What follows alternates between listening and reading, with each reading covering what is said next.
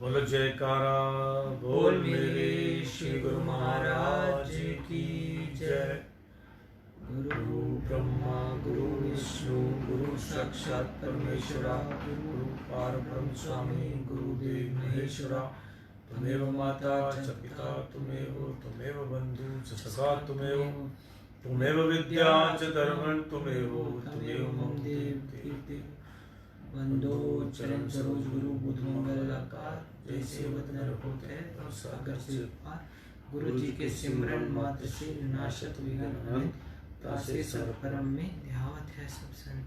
आप प्रकटे जगत में जीव का निस्तार में, शब्द नाम बड़े सुंदर उतार नम्रता और दीनता से भेंट सतगुरु लीजिए। मैं हूँ शरणागत तुम्हारो, दास अपना कीजिए। बोलो जयकारा बोल मेरे श्री गुरु महाराज की जय।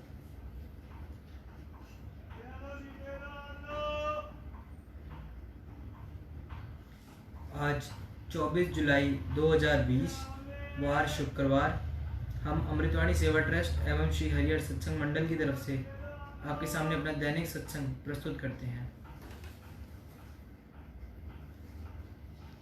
अमृत वचन। कई पुरातन शुभ संस्कारों के बल पर आत्मिक मार्ग पर चलना प्रारंभ करते हैं, परंतु यदि समय के सद्गुरु की शरण ना लेंगे तो सफलता प्राप्त नहीं होगी। बिना सद्गुरु की शरण व कृपा के ये जीव माया के चक्कर से नहीं बच पाएगा। परमार्थ और स्वार्थ एक दूसरे के विपरीत हैं। स्वार्थ को त्यागोगे तो परमार्थ को प्राप्त करोगे। परमार्थ के इच्छुक से स्वार्थ स्वतः छूट जाता है और सद्गुरु की शरण ग्रहण करने से उसकी हवमय दूर हो जाती है। प्रभु कृपा ते बंधन टूटे, गुरु प्रसादी नानक हवमय छूटे। सब कार्यों को करने वाला प्रभु है, जो कहता है मैं करता हूँ, वह कार्य पूर्ण होने में बाधा डालता है। आपाभाव भी युद्ध संग्राम और खून खराबियां करवाता है। आपाभाव के स्थान पर तेरापन आ जाएगा तो वह सब दोष समाप्त हो जाएंगे। विषयों में वासना हो और गुफा में भी बैठा हो तो उसे त्यागी नहीं कहा जाएगा। अगर तृष्णा समाप्त हो गई तो अगर बीच नगर में रहता है तो वह सच्चा त्यागी है। यदि तुम्हारे हृदय में दीनता बनी रहेगी तो सद्गुरु कृपा से सदा भरपूर रहोगे।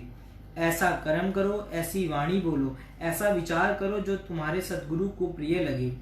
मन ही शत्रु है और मन ही मित्र है, इसलिए गुरु शब्द से मन को सदा निर्मल बनाओ, ताकि शुभ कर्म हो और मलिन विचारों उठे ही ना, एवं मन को शत्रुता करने का मौका ही ना मिले।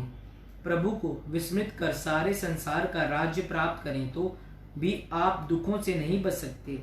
यदि तुम अपनी बुराई नहीं चाहते तो स्वयं किसी के लिए बुरा मत सोचो। किसी की बढ़ाई उसकी दौलत, पदवी या उसके अनुयायियों पर निर्भर नहीं है, बल्कि उसके विचारों और कर्मों पर है। जैसे कि संत महापुरुष अपने नेक कार्यों से महापुरुष कहलाते हैं, ना कि सेवकों की संख्या अधिक होने के कारण। रावण और हिरण्यकश्यपु चाहे महाराजा थे, परंतु विचार नीच होने के कारण लोग अब भी उनका नाम घृणा से लेते हैं। प्रभु प्रेम के बिना जीव मृतक के समान है। लकड़ी को बढ़ई सुंदर बनाता है, सोने को सुनार, कपड़े को दर्जी, बगीचे को माली और मनुष्य को सत्संग। जैसे मिट्टी से मटका या घड़ा बनाने के लिए उसके भीतर हाथ रखना पड़ता है और बाहर से उसे चोट लगानी पड़ती है, वैसे ही एक साधारण पुरुष से महान बनने के लिए सद्गुरु की ताड़ना एवं प्रेम दोनों की आवश्यकता है। बोलो जयकारा बोल मेरे श्री गुरु महाराज की जय।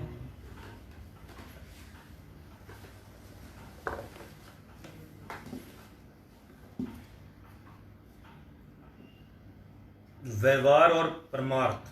परमार्थ का काम कठिन से कठिन और सहल से सहल है। महापुरुषों का कथन है कि भक्त दो प्रकार के होते हैं, एक पक्के दूसरे कच्चे। पक्के हमारी आज्ञा मानकर हमारे पीछे चलते हैं और जो कच्चे होते हैं उनके दृढ़ विचार तो होते नहीं, इसलिए हमारी आज्ञा पर पूर्ण तौर पर नहीं चल सकते। वास्तव में इसी एक वचन के अंदर परमार्थ के सब भेद समाये हुए हैं। पक्का भक्त गुरु के पीछे चलता है, इसलिए उसके साथ मिलकर परमार्थ का काम सहज हो जाता है, परंतु कच्चा भक्त पीछे नहीं चल सकता, इसलिए उनके साथ मिलकर परमार्थ कठिन बन जाता है। लेकिन कठिन हो या सहज हो, यह महान कार्य दुर्दरगाह से जिसके सुपुर्द हुए हैं उन्होंने हर हालत में इसे करना ही है। यथार्थ यह है कि शिष्य को गुरु के पीछे पीछे चलना चाहिए। पीछे पीछे कौन चल सकता है? गुरु के साथ जिसका व्यवहार साफ है, अर्थात गुरु दरबार में जो सच्चाई और खैर खवाई से चलता है और जिसके व्यवहार में चतुराई, बनावट, झूठ, छल, छिद्र आदि मैले दाग नहीं हैं, उनका परमार्थ भी साफ है। संतों का कथन है, व्यवहार शुद्ध है तो परमार्थ सिद्ध है, यदि व्यवहार शुद्ध नहीं तो परमार्थ भी सिद्ध नहीं। एक बात और यह है हुई है। अब आगे व्यवहार और परमार्थ की विशेष बातों को पढ़िए जो वास्तव में इस अंग की रचना के अभिप्राय हैं। संसार में कुदरत की यह सारी रचना एक समान है। कुदरत ने अपनी रचना में कोई भिन्न भेद नहीं रखा। उस मालिक कुल की एक ज्योति से ही सब संसार की उत्पत्ति हुई है। सब बंदे उस एक ही महाप्रभु से बनाए हुए हैं। शरीर सबका एक ही मसाले से बना है। ज्योत सब में एक जैसी है। हड्डियां, मांस, नाड़ी, त्वचा, बाल सबके एक समान है। खून, पसीना सबका एक बराबर है तथा कुदरत की बख्शी हुई दातें जल, वायु, धरती, आकाश तथा अग्नि आदि तत्व सबके लिए एक बराबर है। श्वास हर एक के अंदर एक जैसे चलते हैं। भाव ये है कि कुदरत ने अपनी रचना में सबको एक जैसा बनाया है और अपनी प्रदान की हुई वस्तुओं को बरतने का यथा योग्य सबको बराबर अधिकार दिया है। ब्राह्मण, क्षत्रिय, वैश्य और शूद्र आदि पृथक पृथक नाम हमने यहाँ आकर स्वयं घड़ लिए हैं। कुदरत ने तो किसी के मस्तक पर किसी की जाति का अथवा किसी के वर्ण का अलग अलग नाम नहीं लिखा। कबीर साहब जो लाए थे और काशी जी में रहते थे। काशी जी विद्वान ब्राह्मणों का गढ़ था। एक बार ब्राह्मण का जो बड़ा विद्वान था, कबीर साहब से वार्तालाप हुआ। ब्राह्मण जाति पाति का विवाद छेड़ बैठा। तब कबीर साहब ने इस नीचे लिखे एक ही शब्द में उसको शांत कर दिया, जो तू ब्राह्मण ब्राह्मणी जाइए ताऊ आन बाट कहे नहीं आइए। तुम कत ब्राह्मण तुम कत सूद, हम कत लोहू तुम कत दूध। कबीर साहब बोले, तुम कैसे ब्राह्मण और हम कैसे शूद्र, दोनों एक जैसे तो हैं। यदि तुम्हारे शरीर में लहू है तो तुम्हारे शरीर में, यदि हमारे शरीर में लहू है तो तुम्हारे शरीर में दूध तो नहीं है, वहां भी लहू ही है। फिर यदि तू ब्राह्मणी का जाया ब्राह्मण है तो किसी दूसरे मार्ग से क्यों नहीं आया? इसलिए भाई इस झगड़े में न पड़कर वास्तविक बात को समझो तथा तब कल्याण होगा। ऊपर वर्णन हुआ है कि कुदरत ने अपनी रचना में कोई भिन्न भेद नहीं रखा। सब एक मार्ग से आए हैं और एक ही मार्ग पर जाएंगे। मनुष्य सब एक हैं। जन्म मृत्यु का मार्ग सबका एक है। सब उस परम पिता परमात्मा की संतान है। अब प्रश्न उठता है कि सब मनुष्य एक पिता की संतान होते हुए भिन्न भिन्न विचार क्यों रखते हैं? यही नहीं बल्कि धर्म तथा परमार्थ के विषय में परस्पर लड़ते झगड़ते भी हैं। ऐसा क्यों है? इसका उत्तर सहज नहीं और ना ही संसारी जीव इस बात को समझते हैं। इस भेद को संतों ने जाना और अपनी वाणियों में इस मतभेद का कारण भी बतलाया। लेकिन लोग हैं जो पढ़ते हुए भी अनपढ़ हैं और सुनते हुए भी बहरे हैं। तोते की भांति बोली बोलते जा रहे हैं, नहीं जान पाते कि संतों की वाणियों का अर्थ क्या है तथा उनकी आवाज का अभिप्राय क्या है। इस विषय में परम गुरुदेव श्री दूसरी पातशाही जी महाराज जी ने जो रोशनी दी उसमें मार्ग साफ हो जाता है। उनके वचन है, जो लोग धर्म और परमार्थ के विषय में परस्पर झगड़ते रहते हैं वे अपने आप को किसी न किसी महापुरुष का अनुयायी भी कहलाते हैं और उन महापुरुषों का जिनको वह मानते हैं परमार्थ भले ही एक रहा हो किंतु व्यवहार तो पृथक पृथक हुआ है।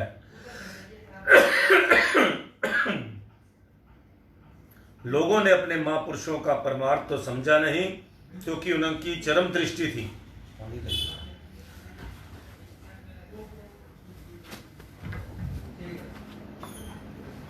वे अपने आप को किसी न किसी महापुरुष का अनुयायी भी कहलाते हैं और उन महापुरुषों का जिसको ये वे मानते हैं परमार्थ भले ही एक ही रहा हो किंतु व्यवहार तो पृथक पृथक हुआ। लोगों ने अपने महापुरुषों का परमार्थ तो समझा नहीं, क्योंकि उनकी चरम दृष्टि थी, केवल उनके व्यवहार को पकड़ लिया, और व्यवहार आपस में मिलता नहीं। वह सदा समय अनुसार बदलता है और भिन्न भिन्न रूपों में सामने आता रहता है। व्यवहार प्रकट है और परमार्थ गुप्त है। व्यवहार बाहर है, परमार्थ अंदर है। लोगों की दृष्टि चूंकि बाह्य मुखी थी, इसलिए उन्होंने व्यवहार को देखा, परंतु परमार्थ तक न पहुंच सके। क्योंकि परमार्थ हम लोग जो है, मालिक का जो अंदर जी सोच होती है वो अलग होती है, और बाहर जो हम कार्य करते हैं वो जो है अलग होता है। लोग जो हैं अपनी उस दृष्टि से, अपनी बाह्य दृष्टि से देखते हैं, अंतर्दृष्टि से देखते नहीं हैं। इस वजह से ये जात पात का झगड़ा होता है।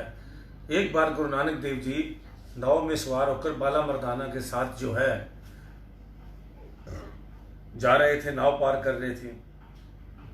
तो बाला मर्दाना को नाम जपने के लिए दिया था, तो वो जो है उनको कहा नाम जपो, वो अपना नाम जप रहे थे, लेकिन गुरुजी जो हैं वो अलग नाम जप रहे थे। अब उन्होंने सोचा कि बाला मर्दाना ने कि गुरुजी ने हमें तो नाम कुछ और जपने के लिए दिया है और आप कुछ और जप रहे हैं। उन्होंने जो है अपना जो गुरु नानक देव जी नाम जप रहे थे उसको जपना शुरू कर दिया। उससे क्या हुआ कि नाव जो है डूबने लग गई। अब वो बाला मर्दाना बड़े घबराए। उन्होंने कहा कि गुरुजी नाव डूब रही है। उन्होंने कहा तुम्हें कहा था नाम जपने के लिए, तभी पार उतरेंगे। तो उन्होंने कहा जी भाई क्या किया तुमने, गलती किया, नाम जपना बंद कर दिया। उन्होंने कहा नहीं गुरुजी जो आप जप रहे थे वो हमने जपना शुरू कर दिया। उन्होंने कहा नहीं, जो तुम्हें दिया है तुम अपना जपो। तो इस तरह करके जो है मनुष्य जो है वो देखा देखी जो है संत महापुरुषों के जो अपने उनके रहबर होते हैं, वो उनके जो जिस तरह से वो करते हैं, कार्य करते हैं, वो उनको देखते हैं, उनके परमार्थ को नहीं देखते, उनकी अंदर की बात को नहीं समझते। इस वजह से हमारे जो है ये प्रॉब्लम जो है जात पात का सिस्टम जो है वो बन जाता है। वे सदा समय अनुसार बदलता है और भिन्न भिन्न रूपों में सामने आता रहता है। व्यवहार प्रकट है, परमार्थ गुप्त है। व्यवहार बाहर है, परमार्थ अंदर है। लोगों की दृष्टि चूंकि बहुमुखी थी, इसलिए उन्हें व्यवहार को देखा, परंतु परमार्थ तक न पहुंच सके, क्योंकि परमार्थ की आंख बंद थी। प्रमाणिक रूप से श्री बाबा गुरु नानक देव जी महाराज से लेकर 10वें पातशाही श्री गुरु गोविंद सिंह जी महाराज तक 10वें पातशाहियों की ज्योति एक ही थी, परमार्थ एक ही था, लेकिन व्यवहार तो आपस में नहीं मिलता था। कारण ये था कि समय हर घड़ी परिवर्तन में रहता है। इसलिए महापुरुषों ने भी धर्म और परमार्थ की रक्षा के लिए वर्तमान समय के अनुसार जैसी आवश्यकता समझी उसी प्रकार अपने व्यवहार को बदल दिया और परमार्थ के कार्यों को सिद्ध किया। उनका ना कोई शत्रु था ना मित्र। वह तो हर प्राणी में परमात्मा की ज्योति देखते थे, लेकिन प्रत्यक्ष में किसी महापुरुष ने तो हाथ जोड़कर नरमी से काम चलाया और किसी ने दूसरे ढंग से धर्म का बचाव किया। यानी जैसी भी जरूरत उनके सामने आई उसी प्रकार के व्यवहार को अपनाया। जैसे कोई यात्री यात्रा करता है तो उनका दृष्टिकोण अपना ठिकाना होता है जहां उसने पहुंचना है, परंतु उसके मार्ग में कोई कांटेदार झाड़ी आ जाती है तो उसे काटकर अपना मार्ग साफ करता है, क्योंकि झाड़ी उसके मार्ग में बाधा बन रही थी, उसका काटना आवश्यक था। लेकिन इसका मतलब यह नहीं कि वह झाड़ी उसकी बैरन थी जिसे उसने काट दिया। वास्तव में उसने अपने मार्ग को साफ करना था, सो कर दिया ताकि उसके लक्ष्य की पूर्ति हो। अब लोगों ने उस भेद को समझा नहीं और वाद विवाद में लग गए कि इनके महापुरुषों ने जैसा किया वैसा वो भी करेंगे। इसका नाम भूल है और इसी भूल तथा भ्रम में पड़कर लोग परमार्थ से वंचित रह जाते हैं। संत कहते हैं भाई इन झगड़ों को छोड़ो और अपने महापुरुषों के परमार्थ को समझो, उनके परमार्थ को समझो कि उन्होंने जो भी किया संसार की भलाई के लिए किया। इस सत्संग से स्पष्ट होता है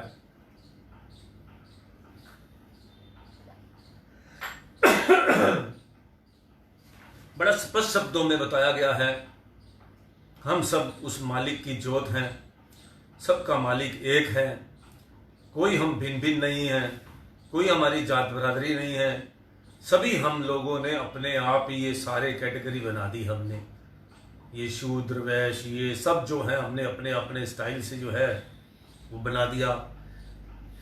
आपने देखा होगा विदेश में तो ऐसी कोई बात नहीं चलती, वहाँ पे तो ऐसा सब कर्म योगी हैं, कर्म से शाम करते हैं, कोई वहाँ नहीं देखा जाता कि इनको घर में नहीं घुसाना, इसको ये करना है, ये काम ये करेगा। आपने बाकी धार्मिक जगहों पर भी देखा होगा, जो हमारे सेवा होती है अनंतपुर में या बड़े बड़े जो धार्मिक स्थल हैं या अपने गुरुद्वारों में, सभी जगह पे जो होती है उसमें कोई जात पात की बात थोड़ा होती है, लंगर भी इकट्ठे बैठ के खाते हैं कि लाइन में। तो ये सब लीडरों के द्वारा पैदा किया हुआ सिस्टम है। ये बरादरी के नाम पे हमारे को लड़वा के और हमें जात बरादरी में करके और ये सारे जो हैं आरक्षण वगैरह ये सारे सिस्टम जो हैं, वो बात ठीक है कि जो गरीब है उसको थोड़ा बेनिफिट मिलना चाहिए।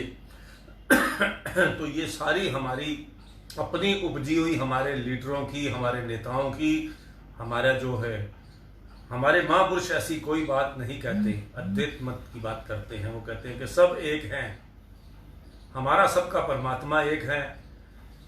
कबीर दास ने स्पष्ट लिखा कि जब आप ब्राह्मण से उसके साथ उनका विवाद हुआ तो उन्होंने कहा कि तेरे खून शरीर में कोई दूध तो चल नहीं रहा, या तुझे माँ ने कही अगर तुझे आने का रास्ता था तू भी वैसे ही पैदा हुआ जैसे हम पैदा हुए। कबीर दास जी जुलाए थे, छोटी जात से थे। तो वैसे कितने भी छोटी जातों में कितने महापुरुष हुए हैं, क्या उनकी वाणियां हम नहीं सुनते या पढ़ते नहीं है क्या? तो हम लोग अंधकार में हैं। स्पष्ट लिखा है कि गुरु नानक देव जी से लेकर और गुरु 10वें पातशाही तक ने अलग अलग तरीके से धर्म की रक्षा की।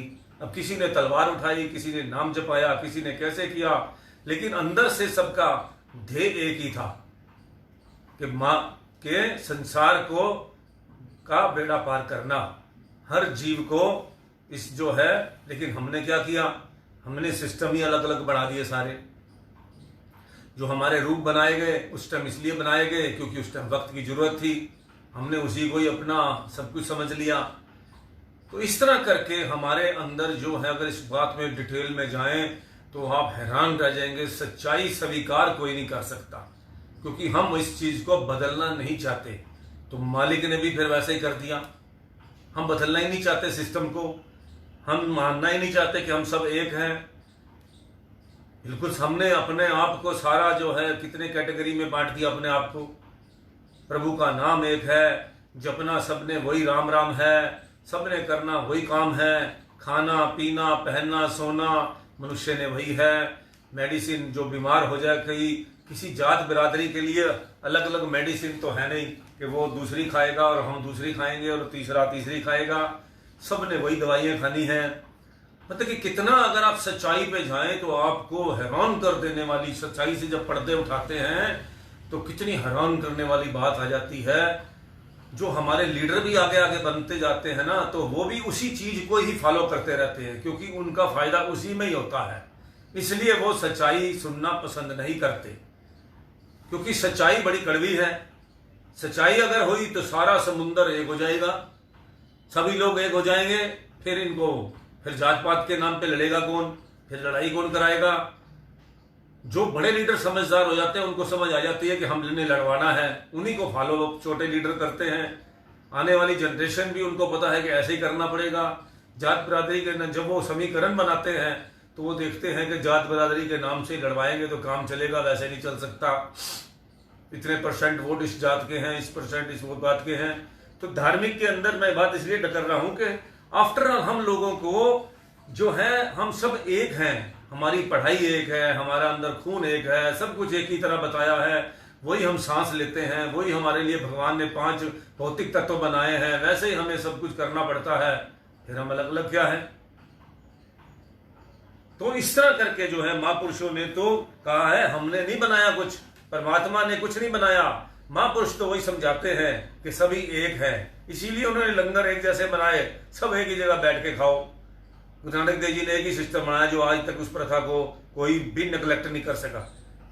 मैं देखता हूँ गुरुद्वारे में, बंगला साहब में जाता हूँ, लंगर खाते हैं हम भी जाके, एक लाइन में ही सारे अमीर गरीब सब करोड़पति हो चाहे किसी गाड़ी में आया हो, सब एक जगह लंगर खाते हैं। अपने गुरु जी घर में जाते हैं तब भी ऐसा ही होता है। गुरु घर ही यही काम सिखाता है और गुरु घर में तो ये अच्छी शिक्षा मिलती है, लेकिन ये संसारी शिक्षा जो है हमें बर्बाद कर देती है और घुस जाती है संसारी शिक्षा हमारे अंदर, क्योंकि हम ज़्यादातर 99% संसारी शिक्षा में ही घूमते रहते हैं। तो इसलिए यदि देख नहीं पाएंगे तो कम से कम हाथों से तो लोगों ने भेदभाव को समझा नहीं और वाद विवाद में लग गए। उनके महापुरुषों ने जैसा किया वैसा भी करने लगे। उनका नाम भूल है, इसका नाम भूल है। और इसी भूल और श्रम में पढ़कर, भ्रम में पढ़कर लोग परमार्थ से वंचित रह जाते हैं। संत कहते हैं भाई इन झगड़ों को छोड़ो, अपने महापुरुषों के परमार्थ को समझो। व्यवहार तो किसी में भी समझना, व्यवहार तो किसी समय ना एक रहा है और ना रह सकता है। अपने महापुरुषों का परमार्थ देखो, वह ना किसी समझ में बदला और ना बदल सकता है। अब ऐसा ज्ञान जाओगे तो मन रोशनी में आएगा और मन में रोशनी हो जाएगी तो झगड़े अपने आप समाप्त हो जाएंगे। यह ऊपर दिए गए वचन सब गुरु दरबार की देन है। अभी गुरु वचनों का विस्तार आगे चल रहा है। वचन हुए थे कि लोगों की हालत उन 4 अंधों की सी है जो हाथी देखने गए थे। वह कथा इस प्रकार है। किसी गांव में एक हाथी आया। कहते हैं किसी गांव की धर्मशाला में 4 अंधे रहते थे। संयोगवश उस गांव में एक हाथी भी आ गया। सब लोग उसे देखने गए। अंधों को भी पता चला कि गांव में एक हाथी आया है और लोग उसे देखने आए हैं। उसके लिए उनके दिल में भी आया कि हाथी को देखने की सूझी कि हाथी देखना चाहिए, कैसा होता है। किसी ने पूछा भाई तुम तो चारों अंधे हो, हाथी देखोगे कैसे? तो वो बोले छू कर देख लेंगे, यदि देख नहीं पाएंगे तो कम से कम हाथों से उसे टटोल तो लेंगे, जिसमें हमें पता चल जाएगा कि हाथी कैसा होता है। यह कहकर भाभी हाथी के पास खड़े हो गए। दूसरे लोगों ने तो दूर खड़े होकर हाथी को देख लिया, लेकिन इन चारों की तो आंखें नहीं थी। वे हाथी के पास जाकर उसके हाथों से टटोलने लगे। एक का हाथ लग गया हाथी की टांगों पर, दूसरे का लगा उसकी दुम पर, तीसरे का लगा उसके कानों, हाथी के कानों पर, और चौथे को लग गया पीठ पर। जब चारों अंधे इस प्रकार हाथी को देखकर अपने निवास स्थान पर लौट आए तो इस विषय में चर्चा करने लगे। जिस अंधे का हाथ हाथी की टांग पर पड़ा था वह बोला हाथी तो ऐसा था जैसे खंबा हो, लेकिन जिसका हाथ हाथी की दुम पर पड़ा था वह कहने लगा तुम गलत कहते हो, हाथी तुमने देखा ही नहीं, हाथी तो मैंने देखा है। हाथी ऐसे था जैसे लंबा सांप हो। अब जिसका हाथ हाथी के कानों पर पड़ा था वह बोल उठा तुम दोनों गलत कह रहे हो, हाथी तो मैंने देखा है, हाथी ऐसे था जैसे छाछ होता है जो चलने वाला, जो गेहूं को छलता है। परंतु जिस अंधे का हाथ हाथी की पीठ पर पड़ा था वह हंसकर बोला तुम तीनों मूर्ख हो, हाथी तो मैंने देखा, हाथी ऐसे था जैसे घड़ा हो। इस प्रकार वे चारों परस्पर झगड़ने लगे। वे हाथी के विषय में अपनी भिन्न भिन्न बोलियां बोल रहे थे। इतने में एक आंखों वाला व्यक्ति वहां आया। उस पूछने लगा क्या बात है?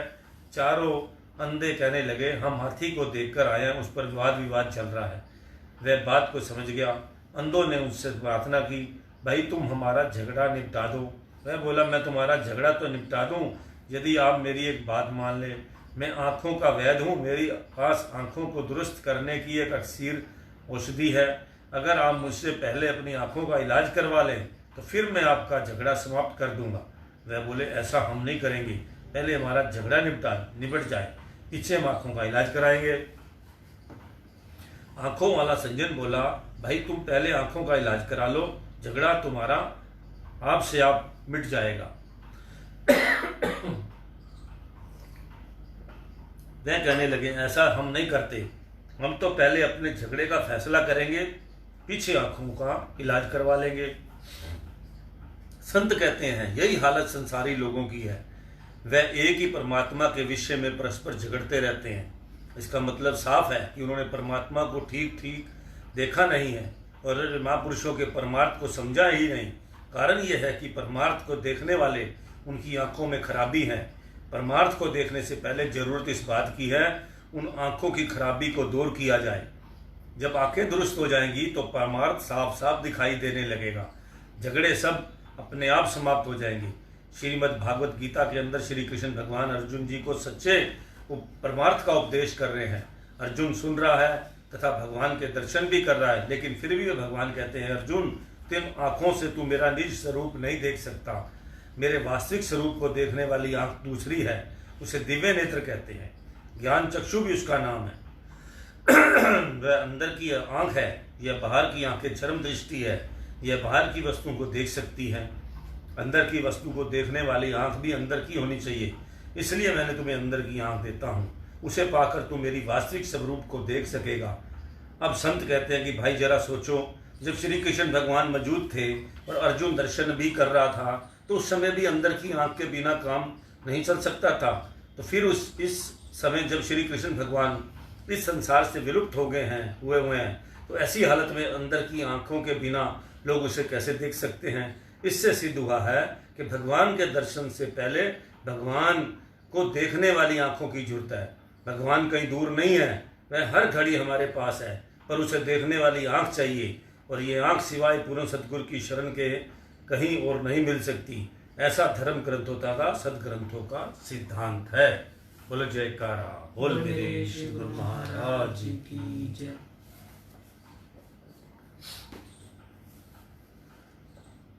कल हमने तीसरी पातशाही जी के प्रवचन सुना रहे थे, उसमें हमने 1-1.5 टाइम की वजह से थोड़ा छोड़ दिया था, जिसमें समझाया ये जा रहा था कि जैसे आदमी की अंदर से प्रबल भावना होती है, जो हमारे शरीर में से तवज्जो निकलती है, सुरती निकलती है, वो जिधर भी वो उधर बनने के लिए हमारे अंदर से हमने दृढ़ निश्चय कर लेते हैं कि ये बनना है, तो इंसान वैसा बन जाता है। इसमें किसी का दोष नहीं होता कि कोई क्यों बना, उसका एटमॉस्फेयर ऐसा होता है, उसकी सोच ऐसी होती है, वो बचपन से जो भी देखता है, जो उसके अंदर जो विचार होते हैं, उस विचारों से जो मेल खाती चीज़ें होती हैं, उसको वो अपने साथ उसके साथ जोड़ लेता है। बेईमान आदमी होता है, वो बेईमानी के तरीके ढूंढता रहता है, और जो है ईमानदार आदमी होता है, वो इस चीज़ पर ध्यान नहीं देता। एक पिक्चर हम देखने जाते हैं, उस पिक्चर के अंदर हर आदमी अपने अपने मतलब की बात लेकर आता है। मैं पिक्चर देखने जाता हूं तो मैं ये देखता हूं कि इस पिक्चर का निचोड़ क्या था, लास्ट में ये पिक्चर मैसेज क्या देती है। पहले की पिक्चरें बहुत मैसेज देती थी, हम लोग वैसी अंदर से विचार वैसे ही उठा के लाते थे। कोई जाके उसमें वासनाएं की चीज़ें देखता था, कोई डांस देखता था, कोई नृत्य, कोई लाइटिंग, कोई वहाँ की सीनरी, कोई खेत का सीन आ जाता था, उसको बड़ा पसंद आता था। तो इस तरह करके हम लोग जो है उस 4 अंधों की तरह उस पिक्चर को देखते थे, और असलियत में जो है उसका परमार्थ, जैसे हमें अभी इस परमार्थ में समझाया गया, असली में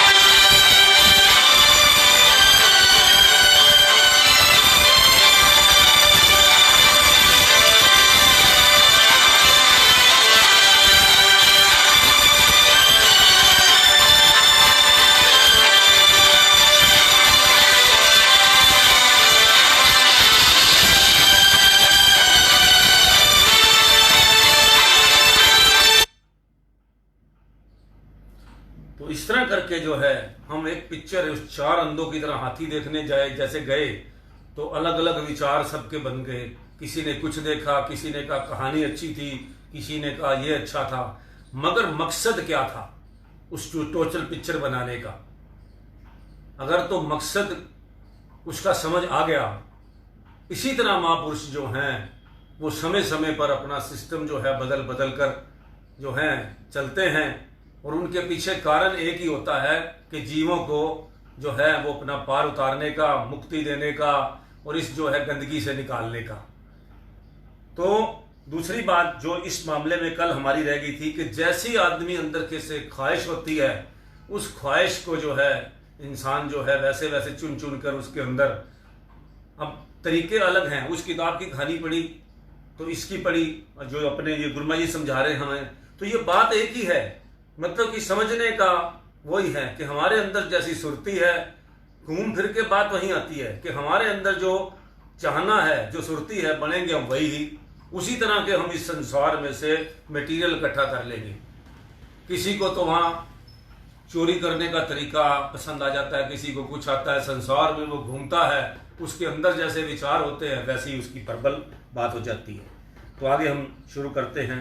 जब इंसान बार बार माया ही की तलब, मांग और चाह करता है या मायवी असबाब में दिल को लगाता है, हर वक्त दिल में उसी किस्म की विचारधाराएं पैदा होती हैं, वही ख्याल दृढ़ होते रहते हैं, तो फिर मायवी असबाब और मायवी ख्वाहिशों को के असर तो जाहिर होने ही हैं, और उसके असर दुख, अशांति व बंधन है। जो कुछ मांगा है वही मिला है, माया मांगी सो वह मिल गई, और उसके साथ उसके असर भी तो जाहिर होंगे। हमने कोई दवाई खाई, कुछ भी लिया, उसके साइड इफेक्ट तो हैं। इसी तरह माया के जो हमने सामान मांगा तो उसके साथ जो उसके साथ नेगेटिव्स है वो भी तो हमें मिलेंगे, क्योंकि माया की तस्वीर तो यही कुछ है। हाँ, अगर सुख शांति की जरूरत है तो उसके देने वाली चीज मालिक की भक्ति और मालिक का प्रेम है। फकीरों का कौल है, हमा चीजें बका ओ फानी, मुयस्सर अंध बंदरगाह शाह, चश्म बीना बकाम खाइंदा फना खाइंदा जहिला। शेख सदीक जी का ये कथन है। अर्थात कुदरत के कारखाने में सत्य और असत्य दोनों प्रकार की वस्तुएं हैं। बुद्धिमान पुरुष सत्य वस्तु की चाह करते हैं और अज्ञानी असत्य वस्तु की चाह करते हैं। माया मांगी थी और दुख मिला, भक्ति मांगी जाएगी तो सुख और शांति का फल मिलेगा। इसलिए सत्पुरुषों ने उपदेश दिया है, मिटते सू मत प्रीति कर, रहते तू सू करी ने, झूठे कू तजी दीजिए, साचे में करी गे। संत चरणदास जी का ये कथन है। अर्थात माया और मायवी असबाब आरजी जिंदगी की आरजी गुजरान के समान है, जल्दी हाथों से निकल जाने वाली है।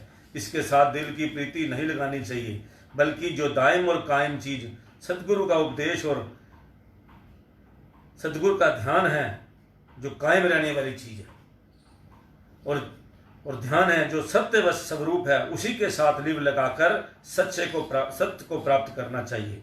जिसने अपने अंदर में माया की चाह और ख्वाहिश को दृढ़ किया, गोया भक्ति और ख्वाहियत की तरफ से लापरवाही की, माया का सब प्रपंच चूंकि नाशवान और आरजी है, इसलिए वह भी हाथ न आएगी।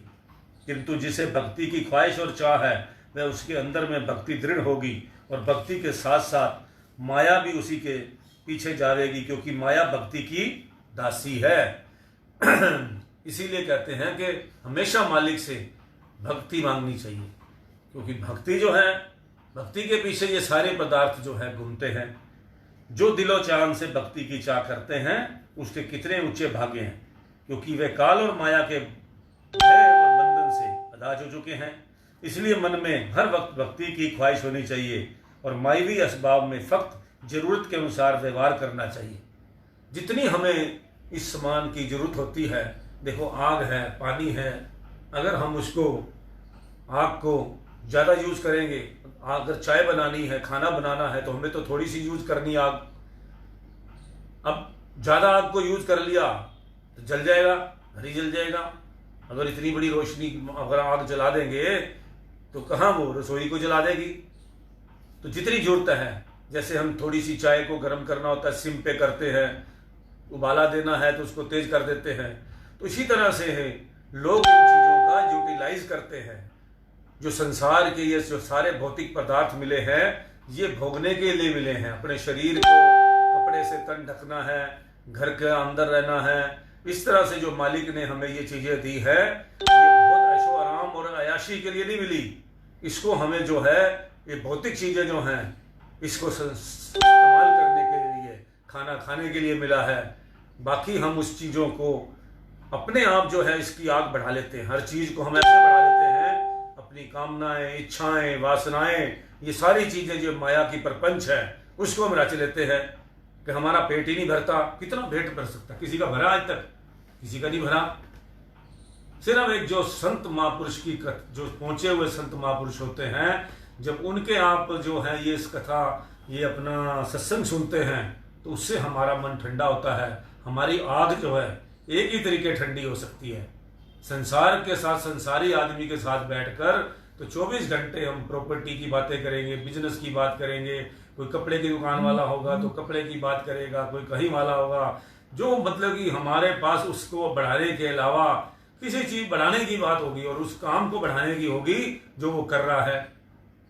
हमारी जरूरतें बढ़ती जाएंगी, हमारा और ज्यादा हम उसका जो है अपग्रेड करते जाएंगे। हम अपनी इच्छाओं को, एक एक चीज को देखिए, बाल कटवाने के पास जाएंगे तो दाढ़ी बाल ऐसे काटियो भाई, उस स्टाइल से काटियो, हम सुंदर लगे, और ग्रेड करते जाएंगे। आज देखो आपको सुंदरता के ऊपर कितना लाखों रुपया लोग खर्चते हैं, कितना कुछ करते हैं। ये सारे शरीर को जो है सुंदर सजाने में हम कितना एक्सेस करते हैं काम को, कितनी तरह की चीजें आ गई हैं। नहीं तो हमारा संसार जो भगवान ने एक नेचर की चीजें बनाई थी और जो दवाइयाँ बनाई थी वो इतनी ईजी थी कि हम घरेलू इलाज से ही सारा काम कर सकते थे। आज आपको बता दूं, एक परसों की जो है शायद दैनिक जागरण का एक फर्स्ट पेज के ऊपर नीचे ये जो है कोरोना मेडिसिन के बारे में लिखा था। तो मैं आपको बहुत पहली वीडियो से आज तक की वीडियो को बता रहा हूँ, हम सैनिटाइज पे कितना पैसा खर्चते हैं, हाथ धोने वाले सैनिटाइजर पर ये सब छिड़काव करते हैं। जबकि मैंने आपको बताया था कि हमारा ये देसी इलाज दुनिया का सबसे बड़ा इलाज है और वह फिटकरी वाला पानी। अगर हम फिटकरी वाले पानी को यूज़ करते तो हम जितना पैसा इसको ना करते। आज फिर वो जो है, कल मैं फिर पढ़ रहा था कि जो इंजेक्शन या जो वैक्सीन तैयार हो रही है उसके अंदर फिटकरी मिलाई गई है, उस वैक्सीन में फिटकरी मिलाई गई है। ये कीटाणु, हमारे पास ऑलरेडी सब कुछ है इस दुनिया में। अगर भगवान ने बीमारी दी है तो हमारे पास बड़ा इजी सिस्टम था, लेकिन हमने उनको इतना महंगा सिस्टम बना दिया कि बोतलें भर भर के वो जो हम छिड़क रहे हैं और केमिकल को अपने हाथ पैरों से नुकसान कर रहे हैं। मैं फर्स्ट डे से कह दिया था, बड़ी ढंग से कह दिया था, चैलेंजिंग ढंग से, कि फिटकरी से बड़ी दुनिया में कोई चीज़ नहीं है। पानी को शुद्ध करना है, टंकी में डाला ये डोड़ा, आपकी पानी का जो है साफ हो जाएगी, उसका सारा पानी आपका सैनिटाइज हो जाएगा, जहाँ मर्जी छिड़कते फिरिए। हमारे वैज्ञानिकों ने तो बहुत पहले कह दिया था, नमक का पोछा लगाओ, आपके घर में कीटाणु नहीं आएंगे। और हाँ, आज वही जो है चाइना से मेरे फ्रेंड ने मुझे बताया कि ये जो सोडियम ये हम मिला के जो सैनिटाइज सर कर रहे हैं, ये सारा पानी नमक का पानी है, इससे नमक के पानी से ही सब कुछ हो रहा है। लेकिन हम लोग जो है इस चीज़ों पर विश्वास नहीं करते, हम उन चीज़ों पर बड़ा चीज विश्वास करते हैं जो ये केमिकल की चीज़ों पर विश्वास करते हैं, क्योंकि हमारे अंदर शांति नहीं है किसी चीज़ पे। हम अपनी चीज़ों की बनाई हुई, अपने हिंदुस्तान की चीज़ों पर विश्वास कोई नहीं करते, और फौरन जो है वहाँ विदेशी हमारी चीज़ों पर विश्वास करते हैं। ऐसी कितनी कहानियां हम देखते हैं वहाँ जाके। आज भी वहाँ पे जो पुराने लोग फॉरेन में रहते हैं वो भी आज फिटकरी लगाते हैं, यहाँ से लोग लेके जाते हैं फिटकरी लगाने वाले। उनको पता है कि सारी चीज़ें फेल है, कि फिटकरी से जो ये चेहरे पे शेव करने से जो लग जाता है या कुछ जो चोट लग जाती है फिटकरी का, और किसी चीज़ को तो मतलब कितने हमारी रामबाण औषधियाँ हैं। कपूर में हमारी कितनी ताकत थी, हमारे जो है ये कपूर जलाते क्यों हैं? वातावरण शुद्ध करने के लिए। हम तो वो भी नहीं ला के जला सकते घर पे। कितना कुछ हमारे पास मालिक ने हमारे को पहले से ही सब कुछ प्रोवाइड करा रखा है, उसको यूज ही नहीं करते किसी चीज़ को।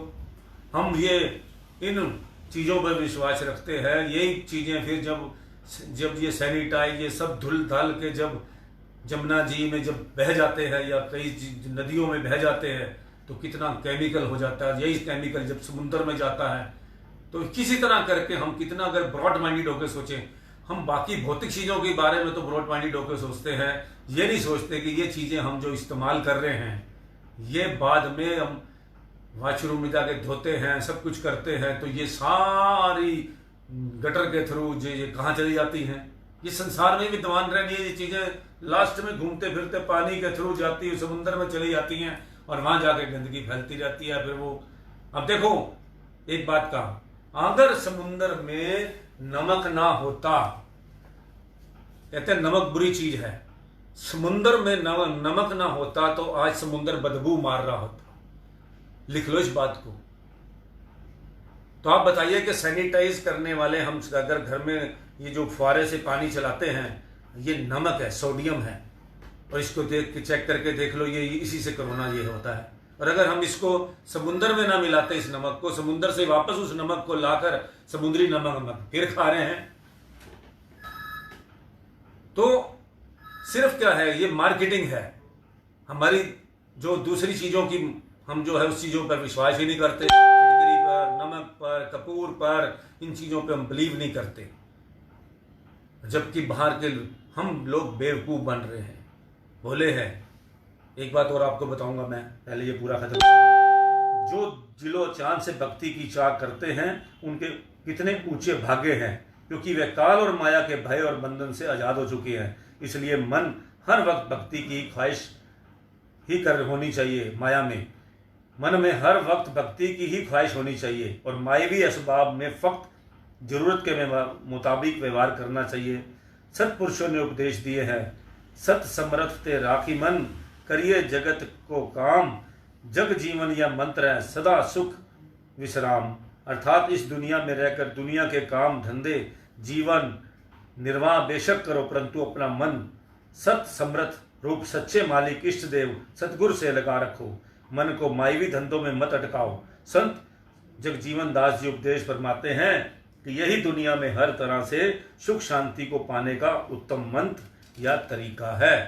यह उत्तम मंत्र या तरीका कहाँ से प्राप्त होगा? समय के रूहानी महापुरुषी उस नाम मंत्र का दान देते हैं और युक्ति समझाते हैं। जो भक्त शक्ति जो भाग्यशाली जीव उसकी आज्ञा और मौज अनुसार इनकी कमाई करते हैं, वे ही दुनिया में रहकर भी सच्चे मालिक की निकटता तथा सच्ची खुशी को पा सकते हैं।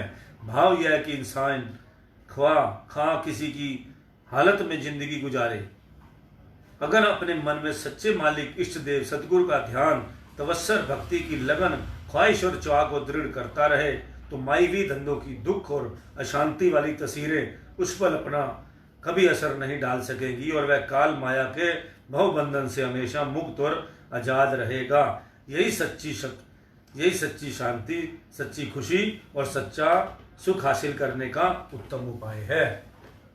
और ये जो हम सब पढ़ते हैं, अगर ये प्रोफेसर के द्वारा हमें ये सब समझाया जाए, नाम जपने का तरीका, जैसे हम कोई भी किताब पढ़ते हैं तो स्पेशल लेक्चरर आकर उसको प्रैक्टिकल करके दिखाता है, उसको तरीका बताता है, तो हमारे दिमाग में वो बात बैठ जाती है। इसी तरह पढ़ने के साथ अगर हम उसकी गुड़ाई भी करें, पहले हम अपने जो अपने महापुरुष हैं, जो हमारे मालिक हैं, हमारे गुरुदेव हैं, गुरु हैं, उनसे जाकर हमें इसका पहले नाम का जो है वो लेना चाहिए, नाम दान लेना चाहिए। उसके बाद जाके इसकी विधि समझनी चाहिए। विधि समझ के इसको हम फिर हमारे को ये सारी बातें समझ आएंगी। जो हमारे गुरु भाई हैं वो तो अपने रहबरों से, अपने मालिक से वहाँ बैठकर सब तरीके की विधि समझते हैं। और जब महापुरुष होते हैं, जो हमारे गुरु होते हैं, जब हम इस विधि को इस्तेमाल करते हैं, चाहे वो हमारे सामने नहीं होते, लेकिन जब हम इनको क्यों कहा गया कि अपने जो मालिक को अपने जो है यहाँ त्रिकुटी में ध्यान लगाकर उसका जो है सिमरन करते हुए, नाम जपते हुए उस त्रिकुटी में ध्यान लगाकर उसको उनका दर्शन करो, तो अंदर के जो है हमारे जो है आंखें खुल जाएंगी। इसका मतलब ये होता है कि जो हम जिनसे हमने नाम दान ले रखा है, हमारे जो गुरु हैं, हमारे जो रहबर हैं, हमारे जो हैं, वो हमें आकर जो है हमारे अंदर विराजमान होकर हमारे को रास्ता जो है दिखाते हैं। फिर आगे बैठकर तो हमारे को जो है वो रास्ते हमारे खुलने शुरू हो जाते हैं अंदर के। और जब अंदर का हमें रास्ते खुलने शुरू हो जाते हैं तो हमारे मालिक हमारे को अंदर, जब उनका हम ध्यान देते हैं, साकार रूप को जब निराकार रूप से हम अपने अंदर देखते हैं अंदर, तो हमारे को जो सब कुछ जो है वो नजर आने लग जाता है। उन्हीं की ज्योति में सब कुछ हमें पर दिखने लग जाता है। तो इस तरह करके हमारा जो है अंदर के पट खुलने लग जाते हैं। लेकिन मालिक सच्चे गुरु के बगैर ये चीज़ें कभी भी समझ नहीं आ सकती। ये कुछ % तो समझ आएगा, लेकिन गुरु भाइयों को जरूर समझ आएगा, क्योंकि उनका रूटीन में है, वो चीज़ों को समझते हैं, वो अपने अंदर उन्होंने धारणा बना रखी है। तो उनको जो है उनकी जो है टच है अपने मालिक के साथ, तो इसीलिए उनको इस बातों का बहुत अच्छी तरह समझ आ जाता है। जो अपने गुरु को मालिक को मानने वाले हैं, जो जिनके अपने इष्ट देव है, जिनको इसका सारा सिस्टम है, बाकी तो भटकते रहेंगे, बाकी तो कोई ये एक लेवल तक ले जाएंगे आपको। पहली क्लास वाला गुरु होगा वो पहली क्लास तक ले जाएगा। अब जो छोटे बच्चों को पढ़ाने वाला, उनको कौन सी क्लास कहते हैं, जो 1 से 5 तक होती है, जो प्राइमरी जो है, वो प्राइमरी का टीचर होगा, तो तो प्राइमरी तक पहुंचाएगा। उसके बाद जो हाई सेकेंडरी वाला होगा वो वहाँ तक ले जाएगा। उसके बाद फिर कॉलेज में जो संसार के तरीके नियम बने हुए हैं, इसी तरह जो है भगवान के नियम भी बने हुए हैं कि जब हम उनको जो है, चाहे उसको घर में बैठ के पढ़ो चाहे बाहर बैठ के पढ़ो, आपको किसी ना किसी विद्वान आदमी के साथ तो टच बनाना ही पड़ेगा उसको सारी बात समझने के लिए। जब आपकी इच्छा होगी अंदर से कि मुझे भक्ति करनी है, मुझे इस रास्ते पे चलना है, तो आपको फिर उस रास्ते के इस रहबर ढूंढने पड़ेंगे। तो जिनके हैं उनको अपनी अपनी प्रैक्टिस जारी रखनी चाहिए और जो ये वचन हैं उनका पालन करना चाहिए। ये वचन जो हैं, ये अमरवाणी जो है महापुरुषों की सबकी हमेशा एक जैसी रहती है, कभी नहीं बदलती। तो इसलिए जो है नाम का सिमरन करो, बेड़ा पार हो जाएगा। बोलो जयकारा, बोल मेरे श्री गुरु महाराज की जय। अनंत सिंह आपको आनंद दृष्टांत और एक सत्संग सुनाएगा। आनंद दृष्टांत। सत्संग से लाभ। बड़े भाग्य से पाइए सतगुरु का सत्संग, रहे न फिर संशय भरम, लगे नाम का रंग। इस संसार को संत महात्माओं ने स्वार्थमयी, नश्वर, झूठी रचना और स्वपन सदृश असत वर्णित किया है और मालिक के नाम व सत्पुरुषों की संगति को सत्य रूप दर्शाया है। लेकिन संत सत्पुरुषों का सत्संग जीव को पूर्व संचित शुभ कर्मों के फल स्वरूप ही प्राप्त हो सकता है। फिर उनकी संगति में जाने से जीव के सब संशय व भ्रम नष्ट हो जाते हैं। स्थायी सुख शांति की खान जो भक्ति है, उसको प्राप्त करके जीव अपने मन को दिव्य रंग में रंग लेता है। यही सत्य वस्तु है। विपरीत इसके शरीर नाशवान है, इंद्रियों के सुख अस्थिर हैं, रिश्तेदारों व संबंधियों का स्नेह भी मतलब का है तथा माया छाया की न्यायी है। माया ने आज तक किसी के साथ वफादारी नहीं की, लेकिन यह सत और असत का निर्णय कैसे होगा? क्या मनुष्य अपनी बुद्धि से असत असत के भेद को जान सकता है? नहीं नहीं, ऐसा जान सकना मानव बुद्धि से परे की बात है।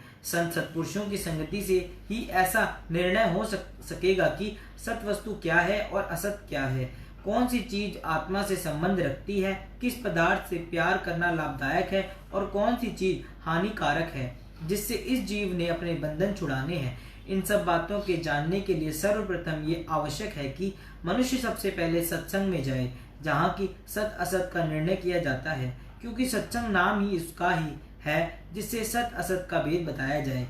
दूसरे शब्दों में दूध और पानी को अलग अलग करके दिखा दिया जाए। इसलिए सब शास्त्रों में सत्संग की महिमा को महान और उच्चतम कहा गया है। भगवान श्री रामचंद्र जी जब शबरी के आश्रम पर गए थे, उस समय उन्होंने शबरी को नवदा भक्ति का उपदेश देते हुए सबसे प्रथम भक्ति संतों का सत्संग ही बताया था। प्रथम भक्ति संतन कर संगा। वास्तव में यही सुदृढ़ नींव है जिस पर जीव भक्ति का भव्य भवन निर्मित कर सकता है। ऐसे एवं जिज्ञासु शनय शनय अपने लक्ष्य की ओर बढ़ सकता है। उदाहरण, यदि कोई भी बालक विद्या पढ़ने के लिए स्कूल में प्रविष्ट होता है तो शिक्षक उसे सर्वप्रथम आ वर्ग से ही विद्या सिखाना आरंभ करते हैं। ठीक इसी प्रकार ही परमार्थ व भक्ति मार्ग में भी संतों का सत्संग आ अक्षर के समान भक्ति पथ का प्रथम सोपान है। आप यदि किसी भी ग्रंथ शास्त्र को पढ़ें, किसी भी संत महात्मा की वाणी पर विचार करें तो उसमें सर्वप्रथम सत्संग को अपनाने की अत्यधिक प्रेरणा दी गई होगी। सत्संग में आने से जीव का मन सत्य की ओर प्रेरित होने लगता है और मनुष्य के मन कांटा बदलकर भक्ति और परमार्थ की ओर लगने लगता है। सत्संग की जितनी महिमा लिखी जाए उतनी थोड़ी है। सत्पुरुषों का एक घड़ी का संग ही मानव की जीवन धारा को बदलकर कुछ का कुछ बना देता है।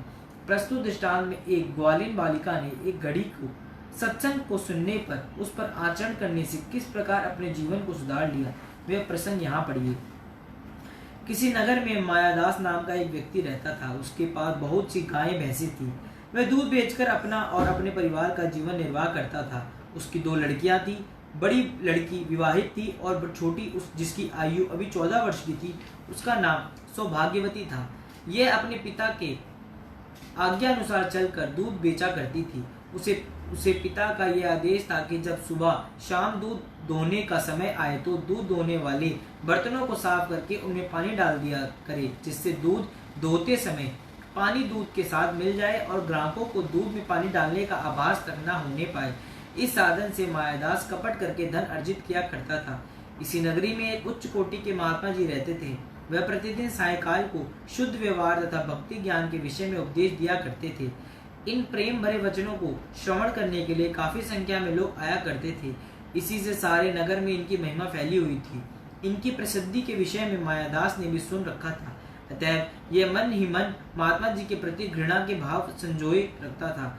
इसने अपनी छोटी लड़की को सौभाग्यवती से कह रखा था कि बेटी, तू नगर के तीन कोनों में जाकर दूध बेचा करना, परंतु चौथे कोने की ओर कभी ना जाना, क्योंकि वहाँ एक भाड़ बट्टे घर उजाड़ने वाले महात्मा जी रहते हैं। सौभाग्यवती पहले तो पिता के डर से कई दिनों तक उधर ना गई, परंतु एक दिन उसके मन में विचार आया कि आज चौथे कोने की ओर जाकर देखूं तो सही कि कौन से भाड़ बट्टे रहते हैं। ऐसे विचार आते ही वह लड़की उस ओर गई। वहां पहुंचने पर देखती क्या है कि एक वृद्ध महात्मा जी उच्चासन पर विराजमान है और उनके आगे 400-500 स्त्री पुरुष प्रेम से बैठे व्याख्यान सुन रहे हैं। यह देख सौभाग्यवती भी थोड़ी देर के लिए वहां बैठ गई। इस समय महात्मा जी सदाचार के विषय पर उपदेश कर रहे थे कि सच्चाई के व्यवहार से जीव उत्तम गति को प्राप्त करता है तथा असत्य व्यवहार से दुख कलेश पाकर नीच योनियों का शिकार बनता है। अपने किए हुए कर्मों से मनुष्य कदापि नहीं बच सकता। महात्मा जी के वचन बड़े मनोहर थे, अतः कन्या के दिल पर गहरे उतर गए। वह काफी देर तक वहां बैठी रही। सत्संग की समाप्ति पर महात्मा जी के निकट जाकर सादर नमस्कार कर पूछा, महाराज, सच्ची व झूठी रहनी का क्या स्वरूप है? महात्मा जी ने कहा, बेटी, सच दूध और झूठ पानी है। जो केवल दूध का विक्रय करे उसे उसकी सच्ची रहनी है, और जो दूध में पानी मिलाकर बेचे उसकी झूठी रहनी है। फकीरों का कथन है, हमा चीजें बका फानी, मुयस्सर अंध बंदर बदरगाहश, चश्म बिना बका ख्वाहंद, फना ख्वाहंद जाहिल हा। अर्थात विश्व में सत्य और असत दोनों प्रकार के पदार्थ हैं, विद्यमान हैं। जो जिज्ञासु भक्ति परमार्थ के मर्म को जानते हैं, विचारवान और विवेकशील हैं, और जिन्हें सद्गुरु की संगति में रहने से वास्तविकता का बोध हो गया है, ऐसे सज्जन सदैव नित्य और सत्य वस्तु से प्रेम करते हैं। वही सदा स्थिर और ध्रुव हैं। बुद्धिमान और विचारशील पुरुष कभी भूल कर भी विनश्वर जगत के अस्थायी रसों की इच्छा नहीं करते, अपितु वे इस संसार के झूठे पदार्थों का प्यार छोड़कर प्रभु की भक्ति में ही अपनी सुरती को लगाया करते हैं, जो कि नित्य सनातन और दोनों लोगों के कल्याण करने वाली है। महात्मा जी के इन वचनों से सौभाग्यवती के सुशुद्ध कर्म जाग उठे, जिससे वह पूर्व किए हुए अपने कुकृत्यों पर पश्चाताप करने लगी और दिल में प्रतिज्ञा की कि आज से मैं पिताजी को बर्तन में पानी डालकर कभी ना दूंगी। दूसरे दिन जब मायादास दूध धोने लगा तो तब सौभाग्यवती बर्तन साफ करके ले आई, परंतु आज उसने पहले की भांति बर्तनों में पानी नहीं डाला। दूध धोते समय कुछ ग्राहक भी निकट ही खड़े थे। पिता ने खाली बर्तन देखकर लड़की को इशारे से कहा, बर्तन अच्छी तरह साफ करके ले आओ। कन्या ने बर्तन धोकर पुनः खाली ही पिता के हाथ में थमा दिया। पिता ने दूसरी बार पुनः कहा, परंतु सौभाग्यवती ने इस बार भी खाली बर्तन पिता के हाथों में दिया, जिससे मायादास मन ही मन जल्ला उठा और कहने लगा, मुझे ऐसे लगता है जैसे आज तू भाड़ भट्टों की तरफ गई हो और वहां से ही यह उल्टी पढ़ाई पढ़ आई हो। लोगों के चले जाने पर मायादास सौभाग्यवती पर बड़ा नाराज हुआ। तब उसने कहा, पिताजी, अब मैं बर्तन में पानी डालकर कभी ना दूंगी, क्योंकि महात्मा जी ने इस कार्य को कुपरिणाम बताया है। मायादास ने क्रोध में भरकर कहा, मैं तो पहले ही समझ गया था कि आज तुझ पर भाड़ भट्टे के संग का रंग चढ़ गया है, लेकिन बेटी अभी तू अविवाहित है। तेरा सारा सुख दुख भला बुरा मुझ पर ही निर्भर है। तेरी बड़ी बहन यद्यपि विवाहित है, तब भी वो मेरी ही आज्ञा में चलती है। फिर तेरा भविष्य तो मेरे हाथ में है। इतने पर भी तू मेरा कहना मानने में असावधानी करती है, यह तेरे लिए उचित नहीं। प्रत्युत्तर में कन्या बोली, पिताजी, उचित है अथवा अनुचित, मैं अपने हाथों से जानबूझकर खोट कपट नहीं करना चाहती। जब तक मुझे ज्ञान नहीं था तब तक मैं गलत काम करती रही। अब मुझे सत्संग द्वारा इस बात का अनुभव हो गया है, इसलिए अब मैं ऐसा करना पाप समझती हूँ। जैसा कहा है, अंध गिरे जो कूप में, ताका दोष न होए, नेत्रवान जो गिर पड़े उसकी चर्चा होए। यह सुन पिता ने आवेश में भरकर कहा, अभागिन, देख लेना, मैं तेरी शादी एक ऐसे पुरुष के साथ करूंगा जो लूला, लंगड़ा, बदसूरत और कोढ़ी हो। फिर तुझे पता चल लगेगा कि भाड़ भट्टे की संगत का क्या फल मिलता है। तू ऐसा दुख पाएगी कि आयु पर्यंत रकाश्रु प्रवाहित करती रहेगी और फिर इस घड़ी का तू पश्चाताप करेगी। इन महात्माओं की शिक्षा से तू दिन रात दुखी होकर रोएगी। अब भी समय है, मान जा और उनके उपदेश का त्याग कर दे, फिर भूल कर भी उनका सुमिरन ना करना।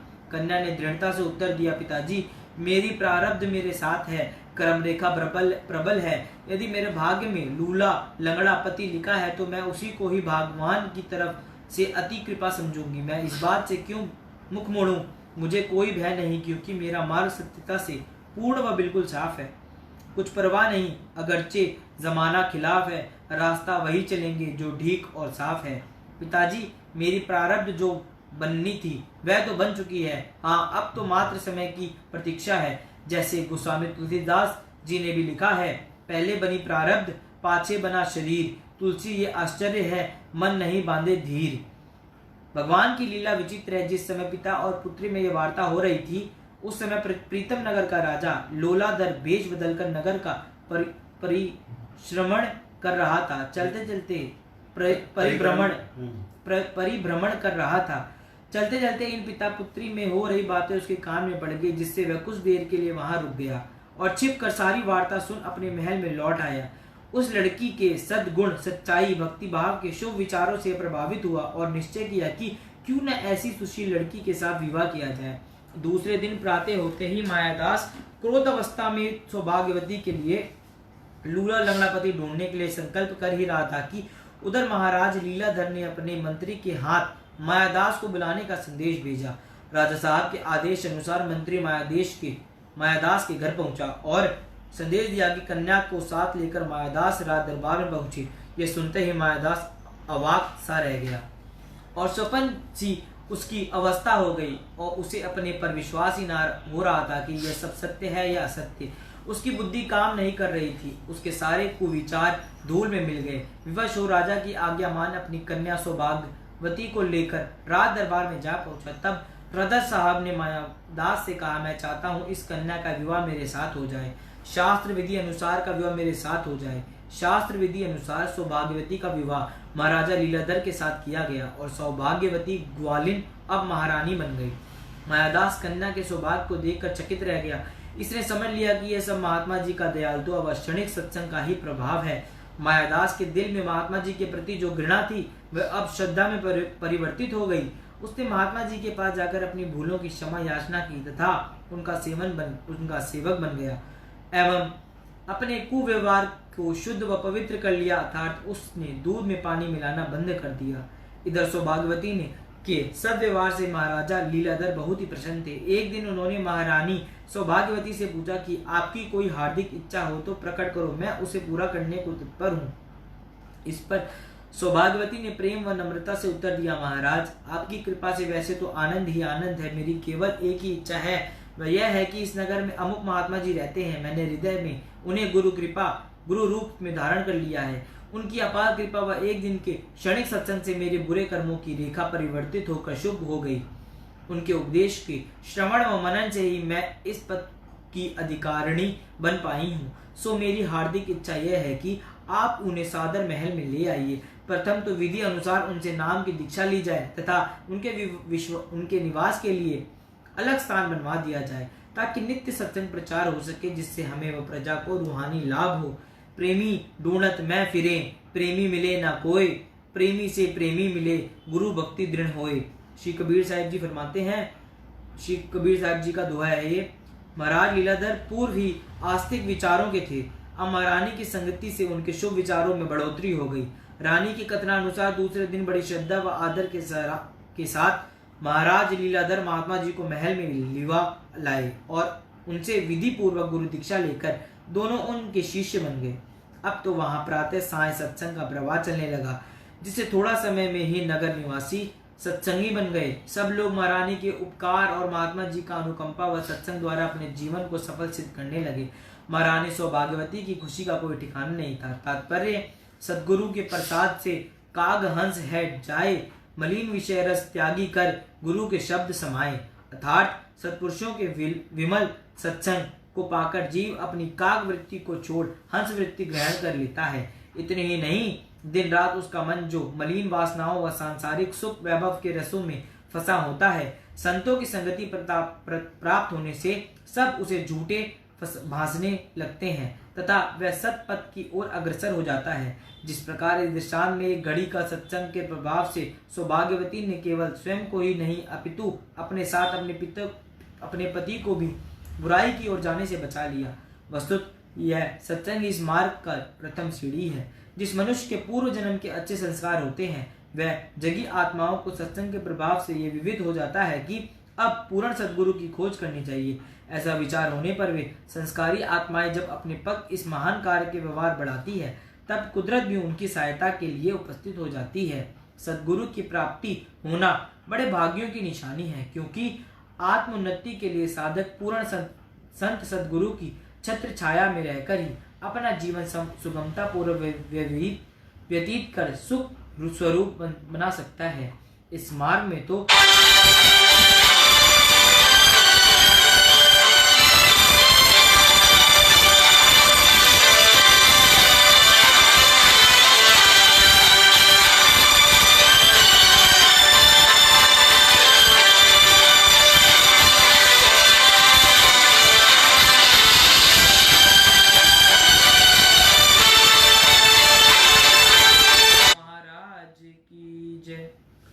इस सत्संग से हमें 3-4 तरह की शिक्षाएं मिलती हैं आज के समय के ऊपर। अगर हम आज की जो मॉडर्न कहानी बनाएं इसकी, तो आज कितने लोगों पर ये कहानियां बन सकती हैं। कई लोग अपने सत्संग से डरते हैं, भगवान के नाम पे जाके सत्संग में बैठने से डरते हैं। अगर वो जाकर जाते भी हैं तो इस तरह से बैठते हैं कि उनके कानों में बात ना पहुंच जाए। अगर समझो कि हम अपने घर में सत्संग कराते हैं और कीर्तन करते हैं तो अंदर कमरों में जाके बैठ जाते हैं, दूर दूर के जो है अपने परिवार के साथ आए हुए लोगों के साथ बातचीत करने लग जाते हैं, क्योंकि उनको सत्संग में कोई लाभ नज़र नहीं आता। ऐसी बहुत दुनिया पड़ी है। मैं खुद प्रैक्टिकली ऐसी जगह सत्संग की जाके बातें करता हूँ जिसमें क्या है, 1 मिनट में किसी को भगाना हो, किसी मती वाले आदमी को, किसी को 2 मिनट में कोई ना उठ रहा हो तो उससे बात करनी, सत्संग की शुरू कर दो, भगवान की कोई कथा सुना दो, वो भाग जाएगा। लोग इतना सत्संग से डरते हैं कि कहीं फंस ना जाए। तो इसीलिए उसका बाप जो है उसको पता था कि ये लड़की के अंदर कर्म अच्छे हैं, संस्कार हैं, अगर ये जो है इसको दूध में पानी मिलाने का अगर ये उपदेश वहाँ महात्मा रहता है तो जरूर सच्ची बात करेगा। और इसको उसके अंदर संस्कार थे लड़की के अंदर, उसने फटाफट बात जो है पकड़ ली, तो उसका अपना जन्म सुधर गया। उसके बाप ने तो सोचा था कि इसको जो है ये मेरी आज्ञा में नहीं चलती, इसको कोड़ी से ब्याह कर देंगे, लेकिन नेचर को कुछ और मंजूर था, कुदरत को कुछ और मंजूर था। तो सत्संग में जाने के फायदे ये हैं कि हम आपके साथ बैठे हैं। अगर यही हम सत्संग में ना जाते और ना सत्संग करते और ना सत्संग की बातें हमें आती तो आज हम भी कहीं इस कोरोना टाइम में हम भी कहीं जबरदस्ती के बिजनेस के धक्के खा रहे होते। कारण क्या है कि बिजनेस तो चल के आता नहीं है, जो है जितना जबरदस्ती भागते, क्योंकि टाइम वेस्ट पास करना है। इंसान के पास भगवान के लिए बहुत टाइम होता है।